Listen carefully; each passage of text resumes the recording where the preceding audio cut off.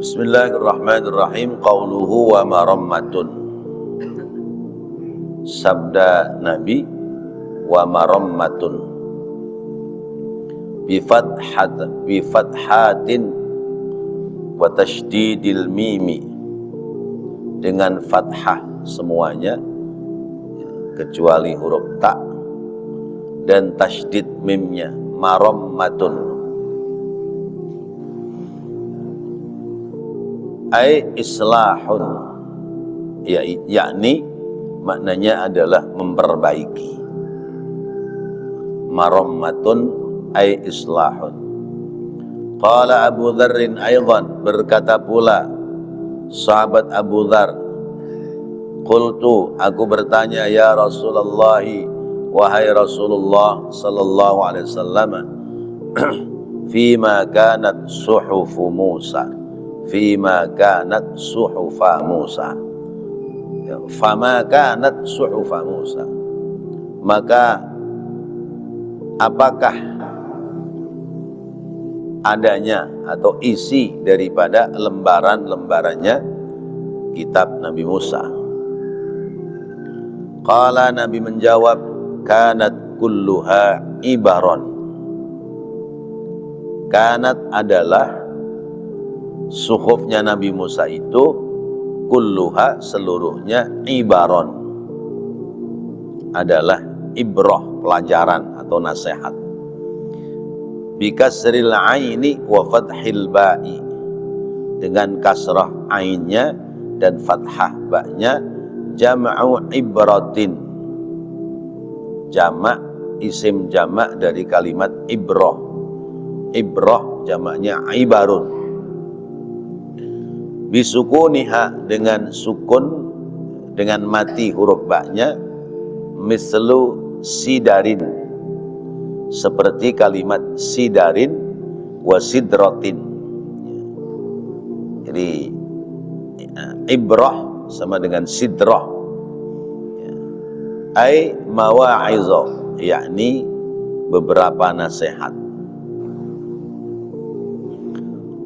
bahwa isi kitab daripada Nabi Allah Musa alaihissalam seluruhnya isinya adalah ibron atau ibaron, yaitu ibrah, pelajaran, atau bahasa lain mawa'idhah. Mawa'idhah berarti nasihat. Ada kitab namanya Mau'idhatul Mu'minin, nasihat untuk orang mukmin. Atau yang kita suka dengar adalah Mau'idhatul Hasanah, yang akan menyampaikan Mau'idhatul Hasanah pada malam hari ini adalah Bapak Kiai Anu, misalnya begitu. Mau'idhah, nasihat. Jadi Rasulullah Nabi kita Muhammad sallallahu alaihi wasallam faham betul tentang isi kitab-kitab selain daripada kitab suci Al-Quran. Mengapa Rasulullah faham?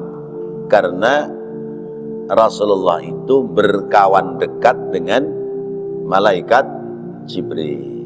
Sementara kitab-kitab itu yang mengantarkan kepada para nabi dan para rasul adalah malaikat Jibril. Jadi kalau Rasulullah kesulitannya, tinggal panggil temannya, Jibril, itu ada yang nanya tentang isi kitabnya Nabi Musa, kasih contekan dong kalau bahasa sekarang gitu.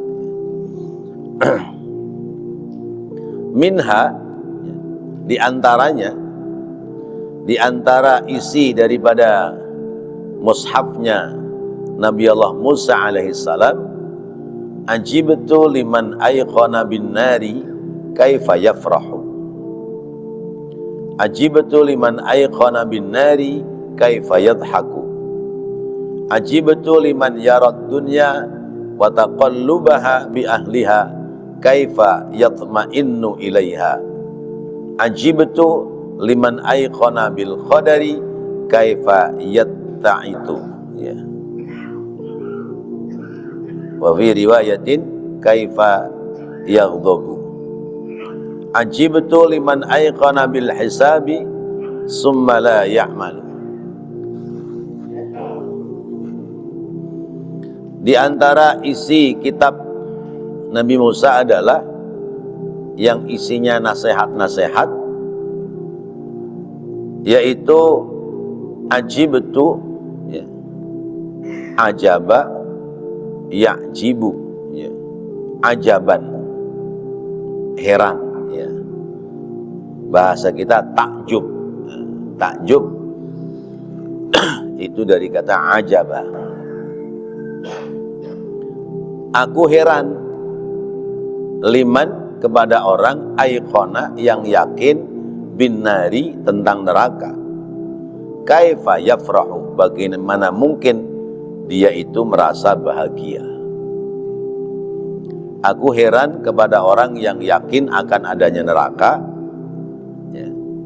Maka kenapa dia masih bahagia? Ajibtu liman aiqana bin nari, aku heran kepada orang yang yakin adanya neraka.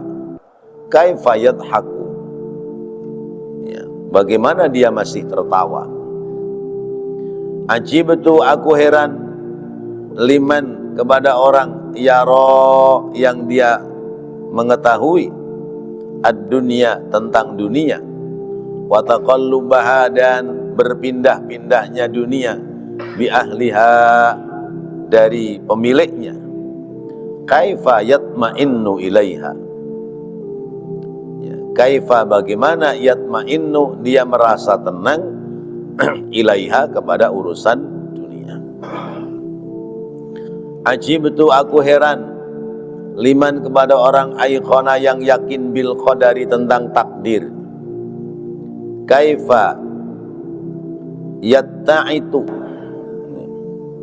itta'ata yatta'itu. Di kitab lain tulisannya kaifa yat'abu, ya, dari kata ta'ban, ya. Ajibtu liman aiqana bil qadari kaifa yat'abu, ya. Aku heran kepada orang yang yakin terhadap takdir Allah, ya. Tapi mengapa orang itu masih bersusah payah, ya. Ta'iba yat'abu ta'ban, ya. Suka santri-santri atau murid-muridnya Habib itu suka mengatakan, ngapa ente kagak kelihatan ngaji? Aneh ta'ban. Ta'ban itu ta'ab, ya, lelah, ya, bersusah payah. Wa fi riwayatin kaifa yaghdabu. Dalam riwayat lain bukan kaifa yatta'itu atau kaifa yat'abu, tapi kaifa yaghdabu. Bagaimana mungkin dia itu marah, padahal tahu bahwa dunia itu pasti akan berpindah-pindah. Ajibtu, aku heran liman, bagi orang aiqona yang yakin bil hisabi, tentang hisab, summa la ya'malu, kemudian dia tidak melakukan kebaikan. Nah, bapak-bapak, hadirin dan saudara-saudara, jadi ini diantara isi daripada kitabnya Nabi Musa. Nabi Musa diberikan dua catatan, yaitu kitab Taurat dan suhuf, lembaran, ya. Ada kitab Taurat, ada suhuf, lembaran yang diberikan kepada Nabi Musa, namanya tin amandemen. Nah, jadi selain kitab Taurat ada tambahan tuntunan yang diberikan oleh Allah kepada Nabi Musa, itu suhuf, ya. Tadi dibaca di sholat subuh, ya, di rakaat pertama, inna hadza lafis suhufil ula suhufi Ibrahim wa Musa. Gak usah jawab alaihi salam ya. Kalau jawab alaihi salam di hati aja, tapi jawabnya alaihi salam ya. Karena Nabi Ibrahim dan Nabi Musa. Jadi ada suhuf, lembaran ya. Di antara isinya, aku heran sama orang yang yakin akan neraka tapi masih merasa bahagia. Harusnya kalau orang hidup itu yakin ada neraka ya, kalau yakin ada neraka terus amaliyahnya belum sempurna terhadap kebaikan, kira-kira bisa muncul bahagia nggak dalam diri? Ya. Ya. Misalnya seseorang yang dia itu sudah divonis hukum mati, katakan misalnya ketentuan vonis hukum mati akan diberlakukan 2 hari sesudah ketok palu. Kira-kira orang itu ada bahagianya nggak? Sedih ya. Ya Allah, bentar lagi mati saya. Ya Allah, bentar lagi mati. Dia ngitung jam ya. Bahkan detik menitnya dihitung ya. Ya. Misalnya dari 2 hari tinggal sehari. Dari sehari ya, tinggal misalnya 6 jam. 6 jam tinggal 3 jam. 3 jam tinggal 1 jam. Itu dia ngitung terus tuh. Sedih dia. Maka yang keluar dari lisannya adalah ungkapan penyesalan ya. Ungkapan perasaan salah ya. Kalau bahasa kita ya istighfar ya. Ya Allah, saya tinggal 1 jam lagi ditembak mati ya. Udah banyakin istighfar dah tuh ya. Nggak ada seneng-senengnya. Namanya orang tahu sebentar lagi bakal mati.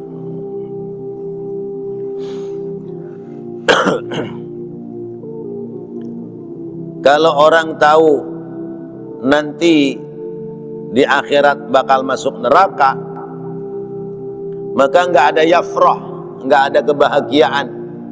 Yang ada adalah kesedihan. Terus berpikir, merenung, berpikir, merenung ya. Menjauhi daripada perbuatan maksiat dan dosa. Kenapa? Karena yakin orang yang berbuat maksiat dan dosa itu nanti pasti bakal masuk neraka.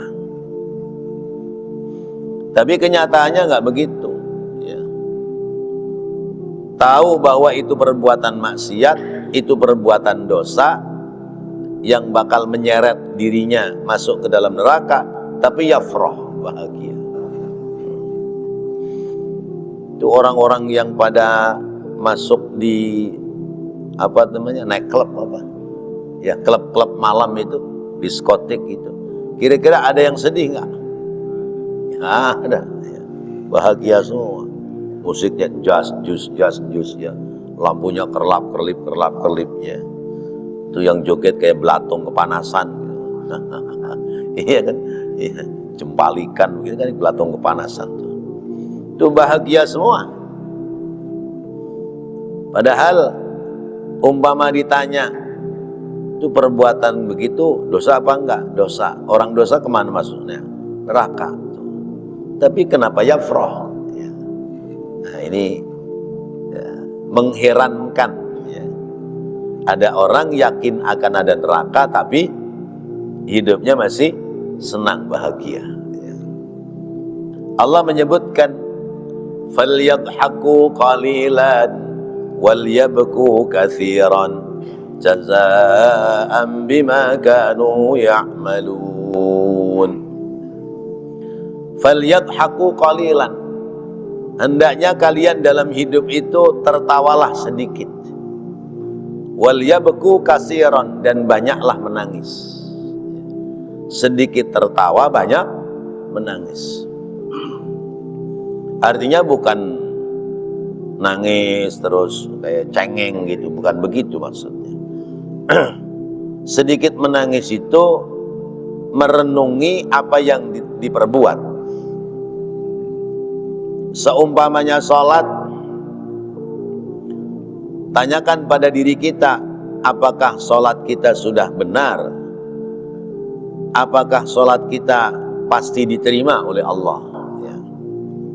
Nah, itu namanya sedikit tertawa, banyak menangis. Menangis di sini merenungkan. Ya Allah, saya sudah sholat 5 waktu, sudah dingklak dingkluk. Kira-kira diterima apa enggak ini? Kalau diterima, kalau enggak, Masya Allah, sebuah kerugian.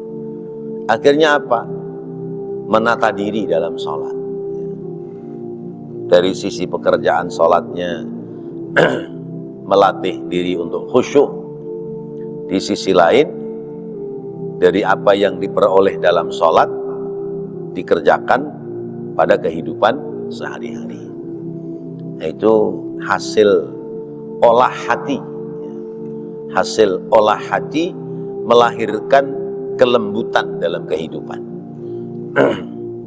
Orang yang bisa mengolah hati dengan baik akan muncul kelembutan. Di akhirat itu nggak ada coupling kecuali 2, coupling surga, coupling neraka. Pesennya kapan? Sekarang, waktu di dunia.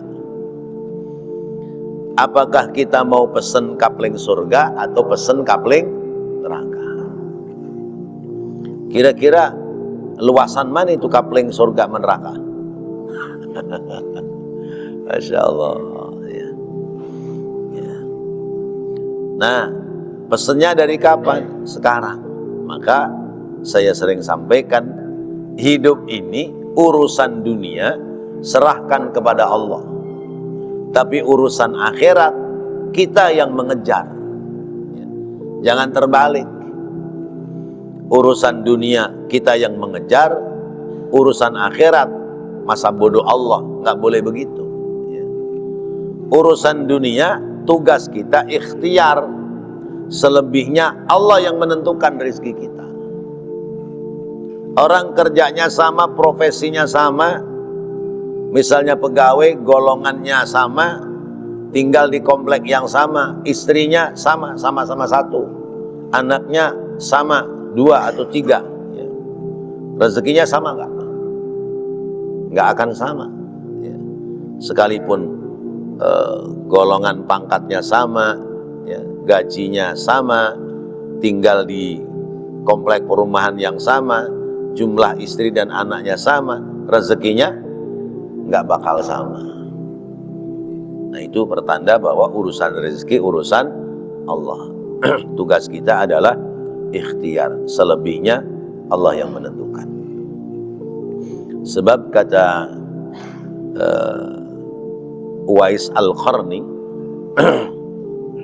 orang itu sekalipun ibadahnya sempurna sebagaimana ibadah makhluk Allah yang ada di langit dan bumi, tapi kalau tidak yakin bahwa yang bagi rezeki itu Allah, ya, maka belum diterima itu ibadahnya, ya.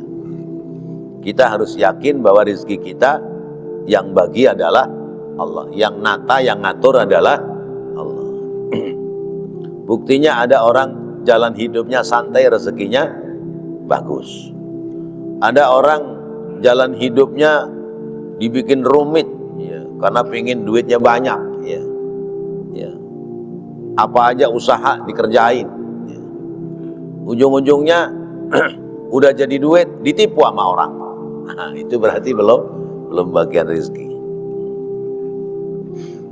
Urusan dunia, urusan rezeki wajibnya ikhtiar, selebihnya biarlah Allah yang atur. Tapi urusan akhirat, karena hanya ada 2 coupling surga dan neraka, maka kita yang menentukan. Dari kapan menentukannya? Hari ini kita punya arah, kita punya sikap, pingin hidup di akhirat nanti, apakah di surga atau di neraka. Kalau pingin di surga, ya melatih diri, ya, melakukan hal-hal yang bisa sampai menyampaikan kita ke surga. Aku heran Ada orang yakin terhadap neraka, tapi dia tertawa-tawa, ya. Tertawanya berlebihan, ya, tertawanya berlebihan. Padahal Allah sampaikan falyadhaku qalilan wal yabku katsiran, ya. Tertawanya sedikit aja, banyakan menangis. Menangis itu merenungkan. Ya Allah, saya sudah berbuat dosa. Memang saya sudah bertaubat, tapi kira-kira taubatku ini kau terima atau tidak? Nah, itu menjadi renungan, menjadi buah pikiran kita.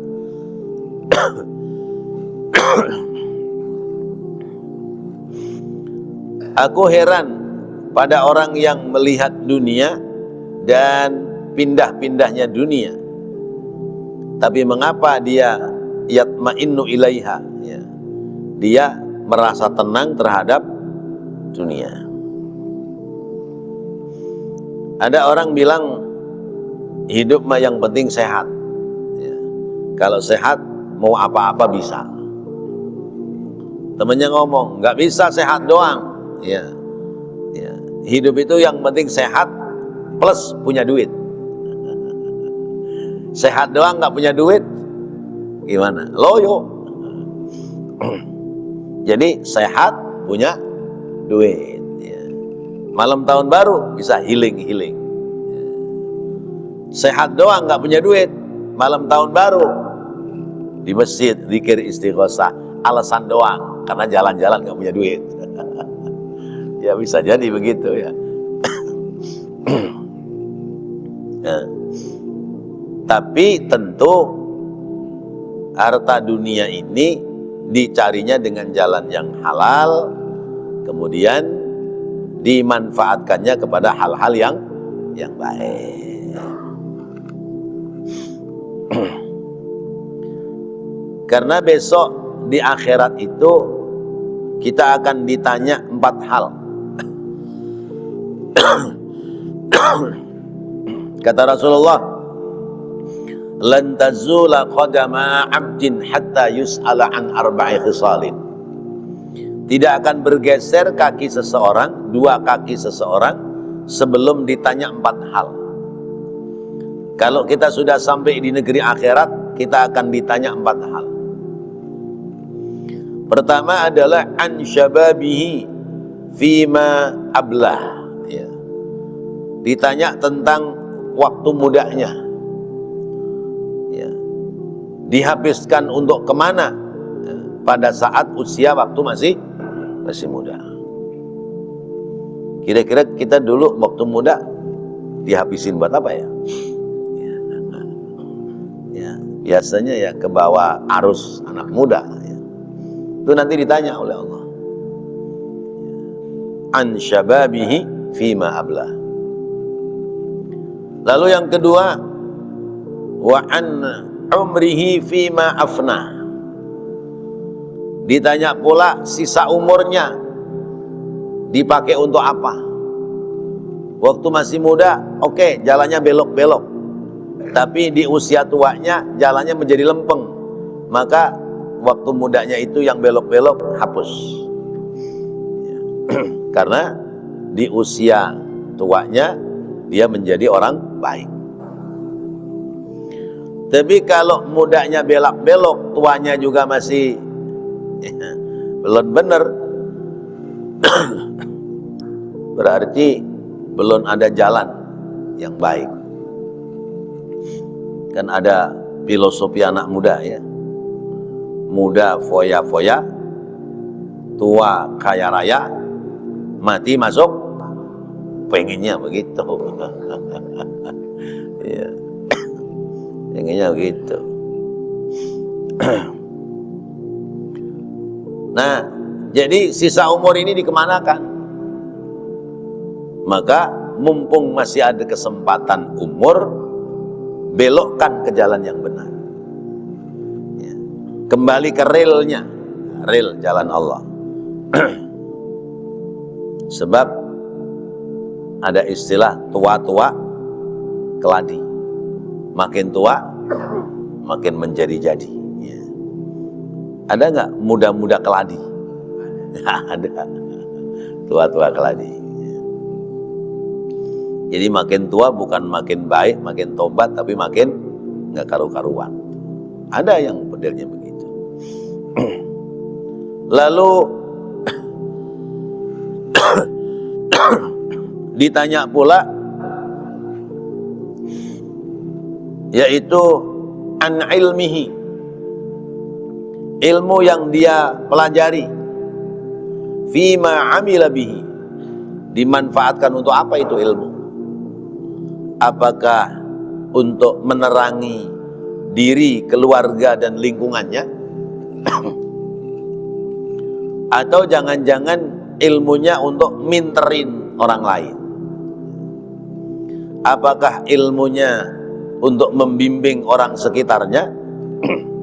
Atau ilmunya untuk tipu-tipu orang-orang sekitarnya? Karena zaman sekarang kadang-kadang orang berilmu bukan makin benar jalannya, ya. Orang pinter makin banyak, tapi kenyataannya yang pinter pada kebelinger, ya. Hutan digundulin, ya. Ya. Menterinya kan pasti gelarnya depannya ada, belakangnya ada, ya. Ya. Main kasih izin. Nah, itu kan berarti orang pintar. Maka kejahatan orang berilmu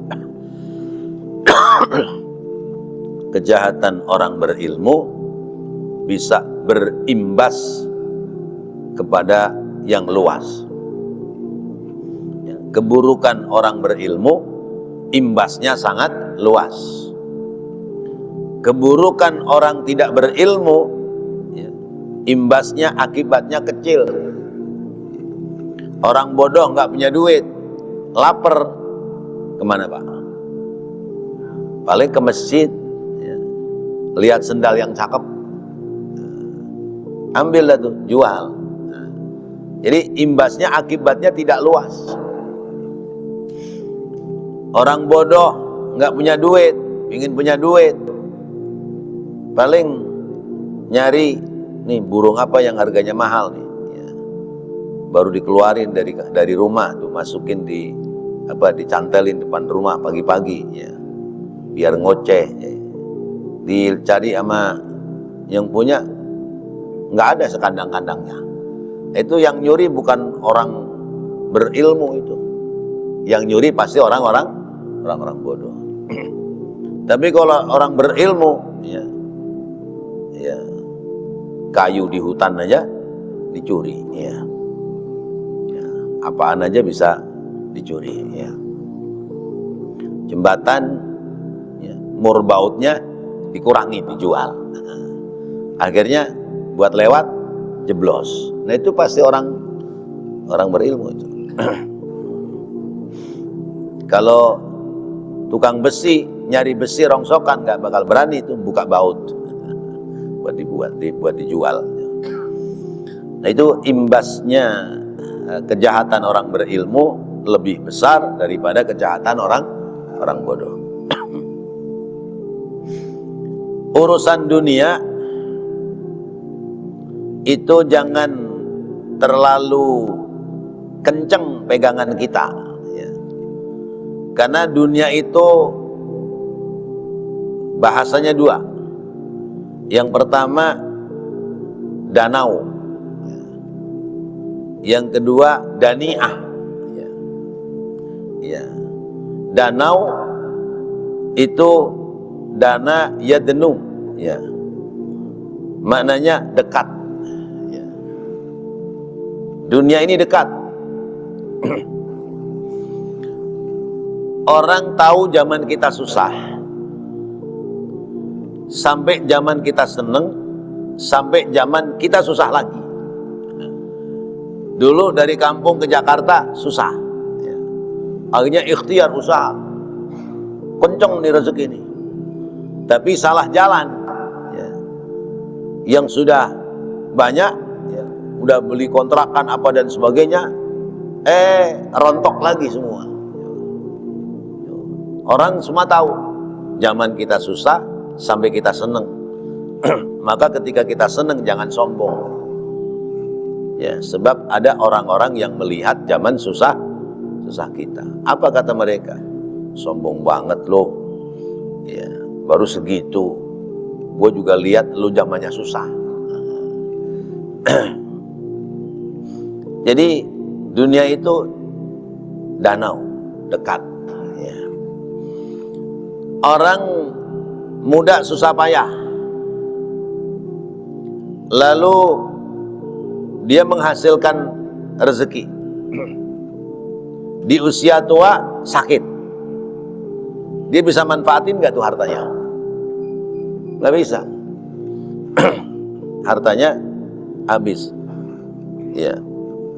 Waktu masih muda dia menghabiskan waktu mencari harta, di usia tua menghabiskan harta untuk kesehatannya.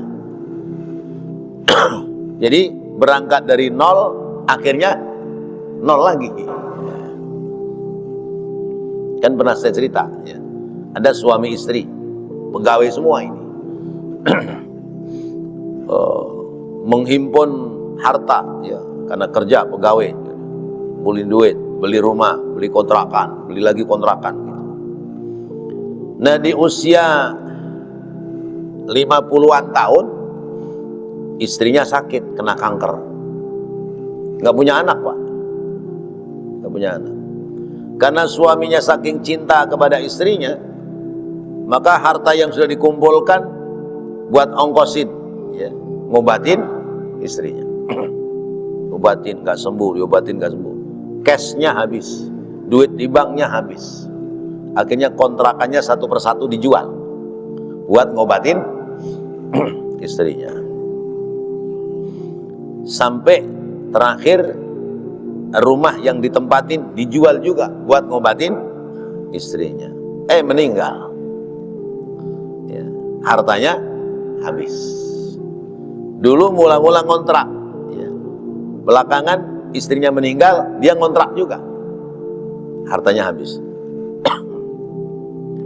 Ini suami sakit, nggak punya anak, terlunta-lunta, ujung-ujungnya meninggal juga. Berarti separuh hidup buat ngejar rezeki, separuh hidup buat ngabisin rezeki.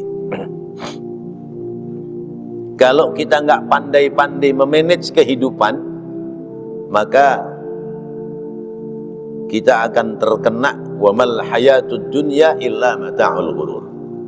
Tidak ada kehidupan dunia kecuali kesenangan yang menipu. Ya. Kita akan sampai kepada al-malu wal banuna zinatul hayatid dunya. Harta dan anak-anak perhiasan dunia. Yang menjadi pahala akhirat, ya, al-baqiyatus shalihat. Kebaikan yang kita tempatkan. Anak buat kebanggaan hidup tapi nggak dibimbing agama, ujung-ujungnya nggak ngerti agama, maka tidak menyisakan al-baqiyatus shalihat. Anak yang menyisakan al-baqiyatus shalihat, yang dididik agama, dibimbing agama, ya. Lalu kemudian saat kita meninggal dunia, anak bisa berbuat baik, mendoakan kita. Itu namanya al-baqiyatus shalihat. Harta begitu pula yang kita kumpulkan, kalau tidak mampu kita memanage dengan baik, maka harta itu sia-sia, nggak ada faidah. Karena itu kita punya harta bagi tiga. Ada yang dihabiskan, ada yang ditinggalkan, dan harus ada yang dibawa. Dihabiskan untuk keperluan hidup, ditinggalkan adalah untuk nanti menjadi bagian dari milik ahli waris. Harus ada yang dibawa. Untuk apa? Bekal ibadah. Harta yang untuk bekal ibadah nanti dibawa. Berangkat ke masjid, sudah niat ngantongin duit, ntar kotak amal lewat, cemplungin tuh ke kotak amal. Nah itu harta yang kita bawa. Ya. Tapi Kalau ada cepean, gocapan 10.000, 5.000, kira-kira yang masuk yang mana itu ke kotak?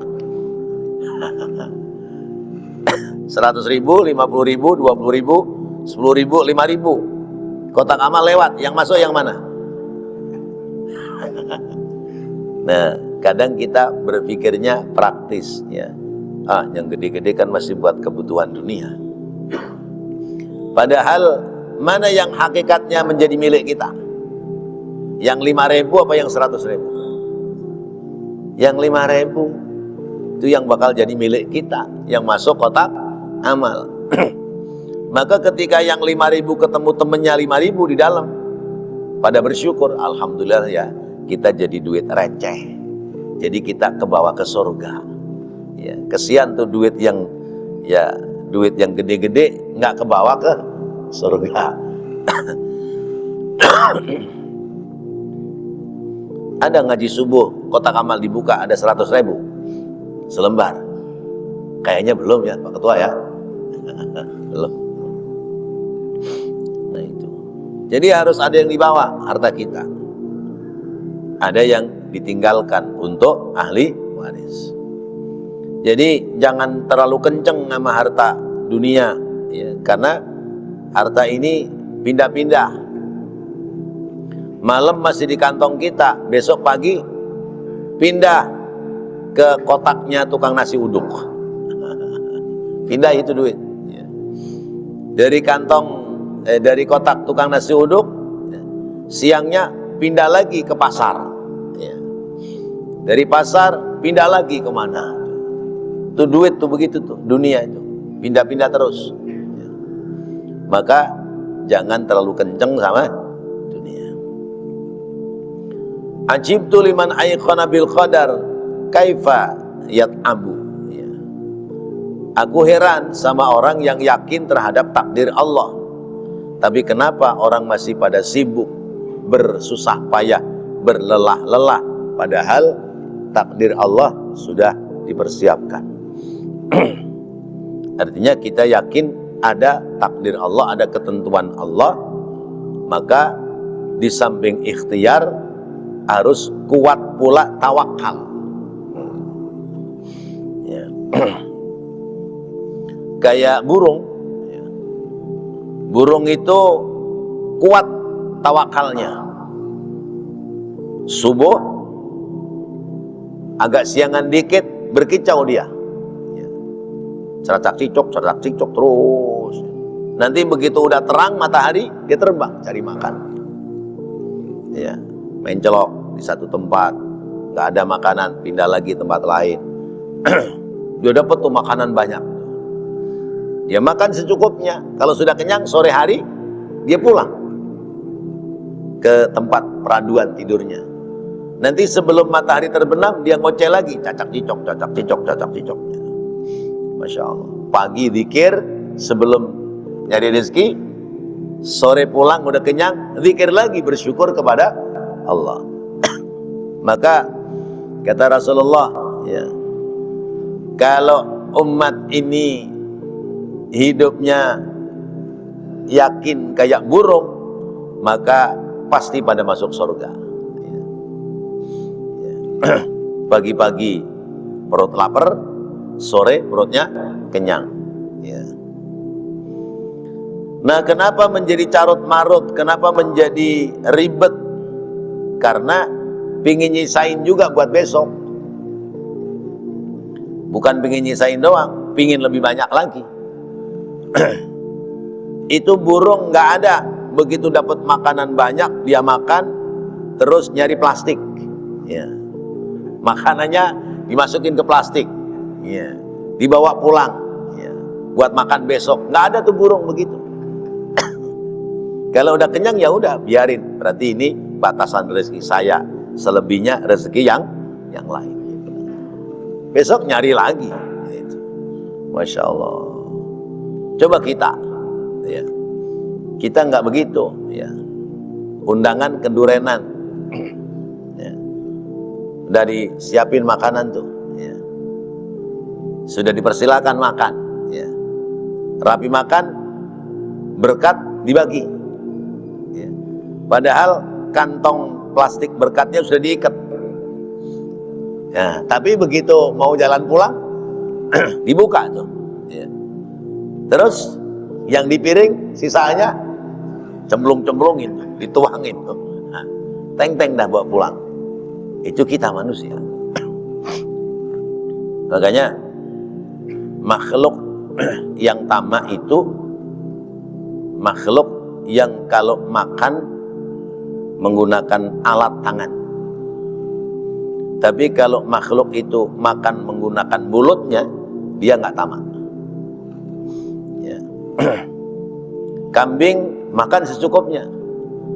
Nggak ada kambing nemu rambanan banyak terus nyari nyari parang, ya, nyari golok, dipotong semua, masukin karung, diseret-seret bawa pulang. Nggak ada. Ya, kebo sapi, ya, burung, enggak. Makan secukupnya. Kalau masih ada, biarin, itu bukan rezeki saya, rezeki orang lain. Tuh. Tapi coba manusia, ya, butuh makannya sepiring, ya, 3 kali, ya sudah, itu kebutuhannya. Tapi nyimpennya berapa karung? Berkarung-karung di rumahnya. Ya. Butuh pakaiannya paling 2, ya, 1 dipakai, 1 kotor, atau 3, 1 dipakai, 1 kotor, 1 udah dicucian, sudah bersih. Tapi yang disimpan banyak. Nah, ini yang bikin kacau ini karena penyakit tamak, ya, penyakit tamak. Ya, sehingga ya musibah longsor, ya yang lain itu karena banyak penyakit tamak. Jadi yang tamak itu makhluk Allah yang makannya menggunakan tangannya. Siapa? 1 manusia, 2 saudaranya, monyet. Monyet kan saudaranya manusia, karena monyet itu dulu asalnya manusia. Ya. Itu monyet kan umatnya Nabi Musa yang dikutuk oleh Allah. Kunu qiradatan khasi'in. Jadilah kalian kera-kera yang jelek. Nah, itu tamak, rakus. Maka sifat tamak dan rakus itulah yang menjadikan sebab kacaunya kehidupan dunia. Coba kalau orang hidup itu kayak burung, ya. Pagi lapar, terbang, dapat makanan, kenyang, udah pulang. Besok ya urusan besok. Tidak akan merusak ekosistem. Karena yang dibutuhkan adalah hanya untuk memenuhi hidup. Hajat hidup sudah terpenuhi, ya sudah. Nggak mikir, ntar buat anak saya, ntar buat cucu saya, ntar buat cicit saya, gitu. Jadi paling tidak saya mati 7 turunan, ya, itu hidupnya nggak susah, gitu. Ya, yang repot nanti turunan ke-8, 7 turunan masih nggak susah, keturunan ke-8 hidupnya susah, ya Allah. Ajibtu liman aiqana bil hisab summa la ya'malu. Aku heran sama orang yakin terhadap hari perhitungan tapi tidak mau melaksanakan kebaikan. Nah, ini diantara isi daripada kitabnya Nabi Musa alaihissalam. Wallahu a'lam bissawab. Mudah-mudahan apa yang kita dapati pelajaran pagi hari ini menjadi ilmu yang bermanfaat. Amin ya Allah ya Rabbal Alamin. Mohon maaf saya tidak bisa memanage waktu karena jamnya 7:04 mulu dari tadi selesai sholat subuh. Ya, tahu-tahu sudah isyraq. Mudah-mudahan apa yang kita dapati pelajaran pagi hari ini Allah jadikan ilmu yang bermanfaat. Amin ya Allah ya Rabbal Alamin. Rabbana taqabbal minna innaka antas sami'ul alim wa tub alaina innaka antat tawwabur rahim. Rabbighfir warham wa anta khairur rahimin. Wa sallallahu ala sayyidina Muhammadin wa ala alihi wa sahbihi wa sallam. Walhamdulillahi rabbil alamin. Wassalamu alaikum warahmatullahi wabarakatuh.